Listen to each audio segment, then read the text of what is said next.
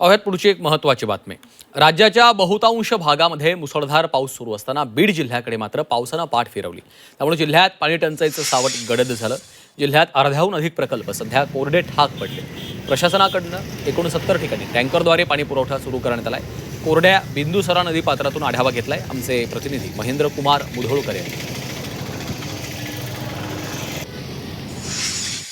राज्यात एकीकडे सर्वदूर पावसाने हजेरी लावली असताना दुसरीकडे मात्र मराठवाड्यातल्या बीड जिल्ह्यात पावसाने अक्षरशः पाठ फिरवल्याचं पाहायला मिळते। बीड जिल्ह्यामध्ये सरासरी 640 मिलीमीटर पावसाची गरज असते, मात्र आतापर्यंत जर बघितलं तर सरासरी आकडा 140 मिलीमीटर इतकाच गेलेला आहे। त्यामुळे बीड जिल्हा पुन्हा एकदा भीषण पाणी टंचाईकडे झुकत असलं आहे असं म्हणलं तरी वावगं वाटणार नाही। त्यामुळे बीड जिल्ह्यातले 143 जे लघु आणि मध्यम जे पाणी प्रकल्प आहेत ते देखील जोत्याखाली आहेत आणि त्यामधले जवळपास 71 प्रकल्प जे आहेत ते कोरडे ठाक आहेत।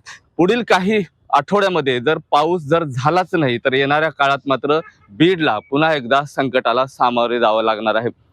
कॅमेरा पर्सन अक्षयसह मी महेंद्र कुमार मुधोळकर, G24 तास, बीड।